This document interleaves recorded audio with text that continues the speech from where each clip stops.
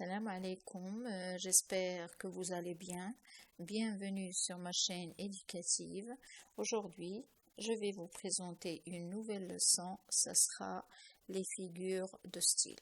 Les figures de style est une leçon très importante, vous en aurez besoin au collège comme au lycée. Les figures de style, il y en a plusieurs, c'est pour cette raison d'ailleurs que j'ai essayé de présenter la majorité des figures de style, celles qui sont le plus utilisées.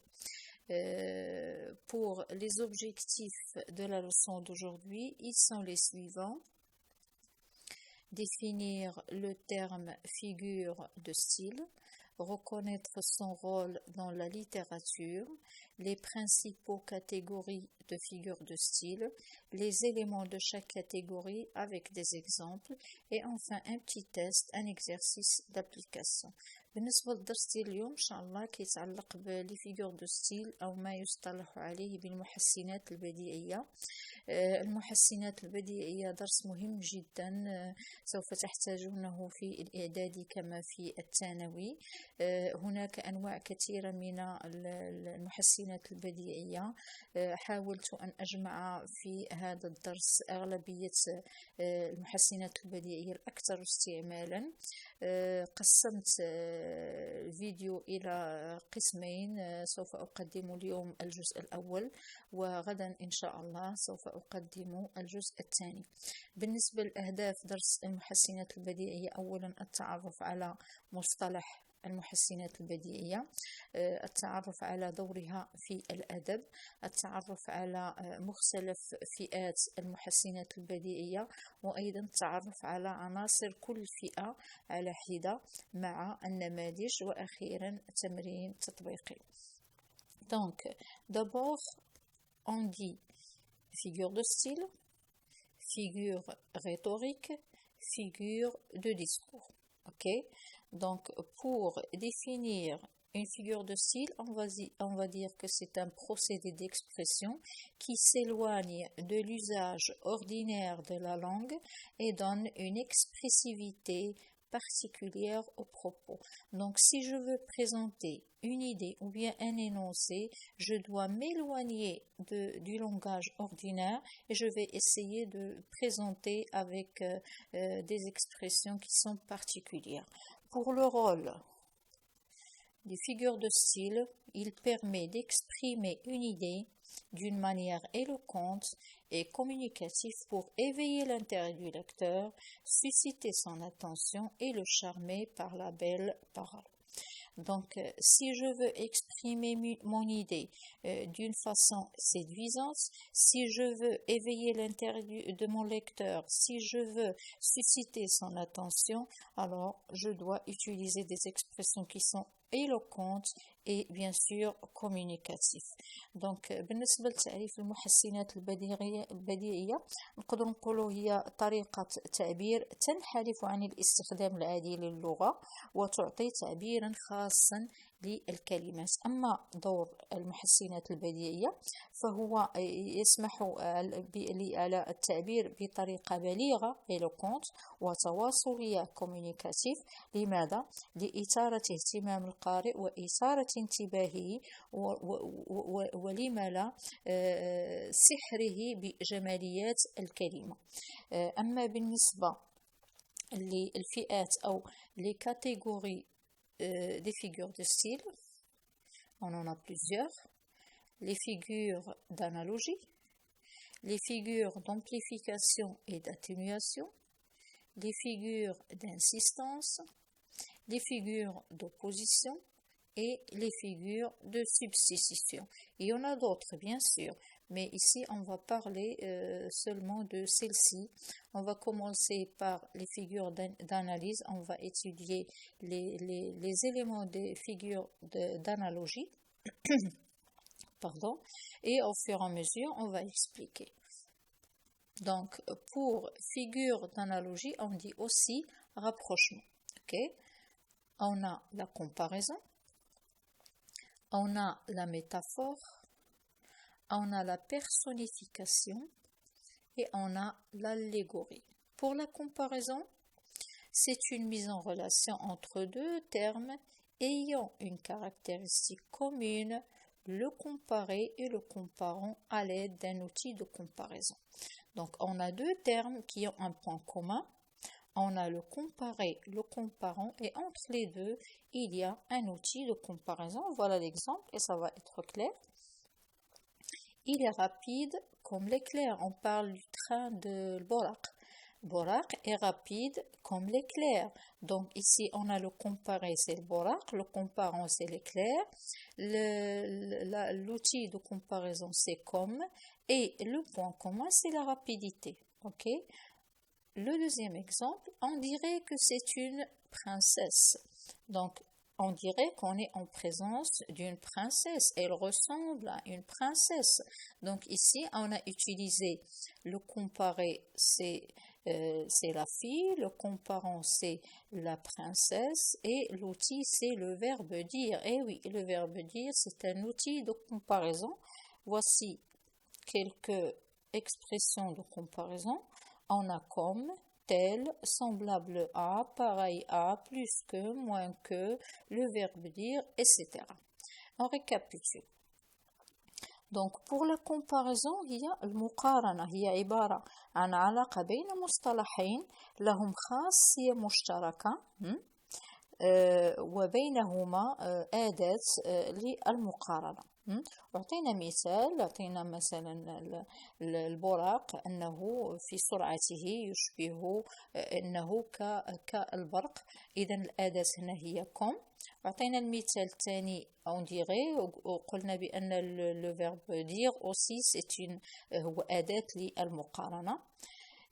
أما بالنسبة للميتافور c'est une mise en relation entre deux termes ayant une caractéristique commune sans outil de comparaison. Donc la différence entre la comparaison et la métaphore, c'est que la comparaison, on a un outil de comparaison, tandis que dans la métaphore, on n'a pas d'outil de comparaison. On a pratiquement les mêmes éléments, le comparer, le comparant, mais pour la différence, c'est dans l'outil. Ok? Voilà un exemple. Ce patron est un vrai requin. Regardez, il n'y a pas d'outil. Directement, on a passé dans la deuxième partie de la phrase. Donc, ce patron, il est, par exemple, il est travailleur, il est fort, il est comme un requin dans sa force. Donc, le point commun, c'est la force. Ok? Et ici, on n'a pas utilisé un outil de comparaison. Donc, on récapitule. pour la métaphore هو ذاك الاستعمال المجازي للكلمة. الاستعارة مثلا هناك علاقة بين مصطلحين لهما خاصية مشتركة ولكن بدون أداة مقارنة. إذا on passe à la personnification.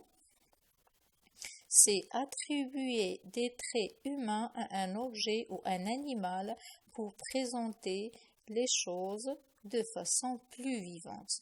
Donc ici, on a attribué un élément qui est humain à un objet ou bien à un animal. Pourquoi? Pour présenter la chose d'une façon vivante. Et on va donner un exemple. Toute la ville s'habille en blanc. On sait que la ville, c'est pas un être, hein? C'est pas un être qui va s'habiller. Ce sont les êtres humains qui s'habillent seulement, pas les villes. Mais ici, on a utilisé le verbe s'habiller pour dire quoi? Pour dire que la ville est toute blanche, c'est-à-dire qu'elle est pleine de neige, elle est couverte de neige, c'est l'hiver. Ok? Donc, on récapitule. بالنسبة للبيرسونيفيكاسيون سي هو التجسيد. أننا ننسب واحد السمة ديال الإنسان إلى كائن حي أو إلى شيء. لماذا؟ لتقديم هذيك العبارة بطريقة أكثر وضوحا. أعطينا مثال: المدينة مكسوة بالبياض، بمعنى أنها مغطاة بالثلج. إذا نمشيو للاليغوري. C'est accorder des caractéristiques humaines à un élément abstrait comme la liberté, la justice, le temps, la paix. Donc ici, on va donner ou bien on va attribuer une caractéristique humaine à un élément qui est abstrait, la liberté. On ne voit pas la liberté, on ne touche pas à la liberté. La justice aussi, le temps aussi, la paix aussi. Et pourtant, regardez l'exemple, la foi guide les croyants. Donc, puisque la foi, c'est pas quelque chose de, c'est abstrait, hein, la foi, c'est pas quelque chose qui guide, mais c'est l'être humain qui va guider. Et pourtant, on a utilisé cette expression.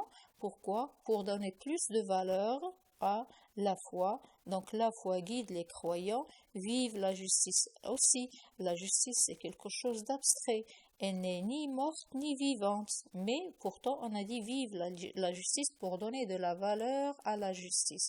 On récapitule pour l'allégorie. هو ملي نمنحو واحد الرمز ولا واحد الخاصية إنسانية لعنصر مجرد بحال لا جوستيس بحال لو طون بحال لا بي. لماذا؟ لكي نعطيها واحد القيمة. مثلا عطينا مثال لا فوا غيد لي كرويون، الإيمان يقود المؤمنين. إذا المسألة ديال القيادة ما يمكنش نعطيوها لشي حاجة اللي هي أبستريت، ولكن حنا استعملناها هنايا باش نعطيو لا فالور l'expression. ايضا vive la justice، عطينا الكلمه ديال vive la justice c'est quelque chose d'abstrait et pourtant on lui a attribué le fait de vivre. Voilà, c'est tout en ce qui concerne l'analogie. C'est un rapprochement. Donc il y a quatre éléments. Il y a la comparaison et la métaphore, et il y a la personnification et il y a l'allégorie. On va passer maintenant à la figure suivante, c'est figure d'amplification et d'atténuation. Quand je dis amplification, c'est-à-dire l'exagération. Quand je dis atténuation, c'est-à-dire la réduction. Okay? Donc, on a l'hyperbole. C'est quoi l'hyperbole? C'est exagérer la description d'une idée ou d'une réalité pour créer une forte impression sur le lecteur. On va utiliser des expressions pour exagérer. Voilà l'exemple et ça va être clair. J'ai une montagne de courrier.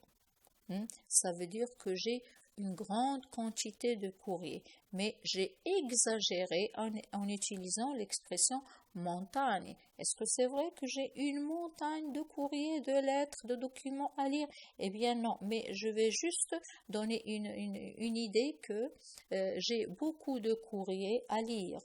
Je vous ai dit 1000 fois de faire telle ou telle chose. Est-ce que c'est vrai que j'ai prononcé le mot 1000 fois? Est-ce que j'ai compté? Eh bien non, mais ici j'ai exagéré l'expression. Pourquoi? Pour donner une force à l'impression. On récapitule pour l'hyperbole. Donc l'hyperbole هي المبالغة والتضخيم في الوصف. لماذا؟ لكي نعطي واحد الانطباع قوي لدى القارئ. إذا باش نعطي انطباع قوي إذا أضخم وأبالغ في التعبير. أعطينا مثال ديال عندي جبال من الرسائل. أنا في الأصل ما عنديش جبال من لا يمكن، وإنما باش نبين لا كونتيتي وباش نضخم الفكرة كنستعمل l'hyperbole. أوكي، إذا ننتقل إلى la gradation. Donc la gradation, c'est accumuler des termes selon une progression soit croissante, soit décroissante. Ok, voilà.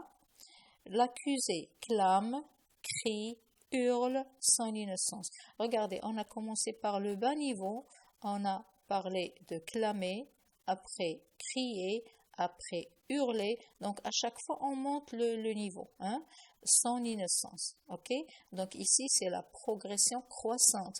Tandis dans le deuxième exemple, je cours, je ralentis, je m'arrête, j'analyse. Donc j'étais en haut et je descends. Donc ici c'est la progression décroissante. Donc soit progression décroissante dans le deuxième exemple, soit la progression croissante dans le premier exemple, c'est la gradation. On récapitule. Donc la gradation c'est هو تراكم الشروط المتدرجة والمصطلحات وفقا لتسلسل يا إما تصاعدي croissant ou tanazuli décroissant. Ok.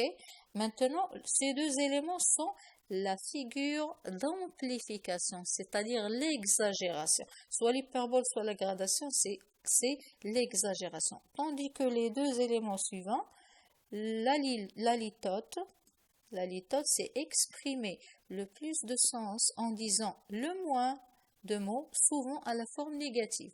Il est le contrôle de l'hyperbole, dire moins pour signifier plus. Voilà l'exemple, ça va être clair. Ce n'est pas mal. Donc, ça veut dire c'est très bien, tout simplement. Donc, ici, j'ai utilisé le plus de sens en disant le moins de mots. Et c'est tout à fait le contraire de l'hyperbole. L'hyperbole exagère, mais ici, je diminue. OK? On récapitule pour la litote.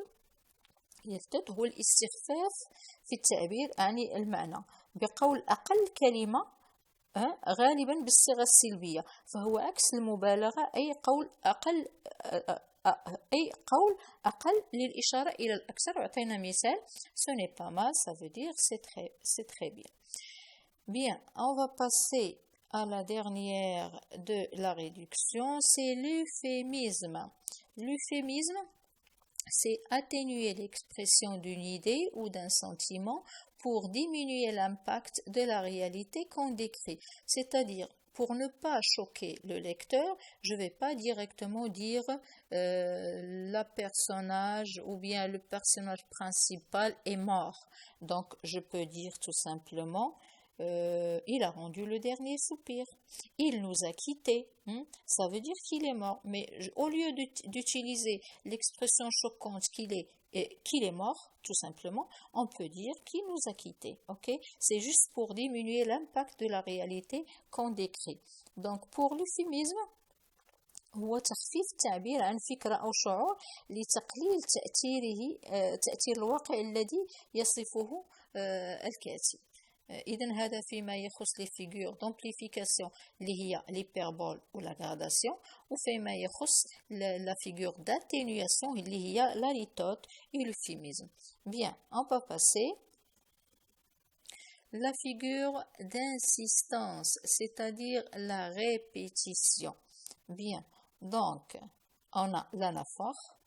L'anaphore, c'est la répétition d'un mot, d'un groupe de mots en début de phrase, de vers ou bien de proposition. Donc, quand je répète un mot ou bien un groupe de mots au début de la phrase ou bien au début des vers, c'est-à-dire le poème ou bien au début de la proposition, c'est l'anaphore. Voilà l'exemple. Nous marchons ensemble, main dans la main vers l'avenir. Nous marchons ensemble, main dans la main, vers le destin. Donc, j'ai répété, nous marchons ensemble, main dans la main, dans les deux phrases. C'est la répétition d'un mot. Au début, c'est pour exprimer l'anaphore. Ok? On récapitule. دونك هنا اللي كان الانافور هو داك المصطلح اللي كنقولوا له الجناس. العربيه غادي يعرفوا هو الجناس، هو تكرار كلمه من مجموعه من الكلمات في بدايه الجمله او في بدايه الاقتراح ولا في بدايه القصيده. اذا ننتقل الى l'accumulation.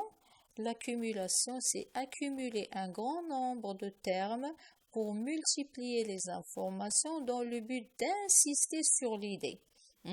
Donc, je vais expliquer, réexpliquer, donner des expressions et juste pour insister sur l'idée.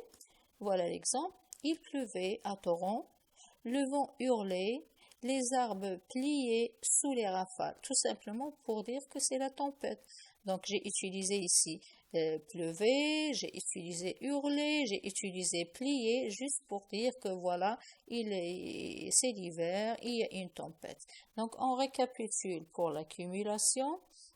هو تراكم عدد كبير من المصطلحات لمضاعفة المعلومات من أجل الإصرار على الفكرة. هذه هي l'accumulation. On passe le parallélisme. C'est utiliser la même syntaxe de phrase ou le même rythme en deux endroits d'un énoncé. Voilà, que la vie est belle, que la nature est tendre. Donc, dans l'accumulation, on répète des informations ou bien on répète des termes. Mais dans le parallélisme, je refais le même syntaxe, c'est-à-dire la même structure dans les deux phrases, le même rythme. Voilà, que la vie est belle, que la nature est tendre. On récapitule pour le parallélisme. Il y a استخدام التوازي في بناء الجملة، نفس الإيقاع في مكانين من الجملتين. إذا هذا فيما يخص les figures de style ديال la répétition. Il y a l'anaphore, l'accumulation et le parallélisme. Donc j'espère que j'étais claire. J'espère aussi que vous avez bien assimilé les figures de style que je viens de présenter. À demain, Inch'Allah, pour la deuxième partie des figures de style. Au revoir. Wa fi amanillah.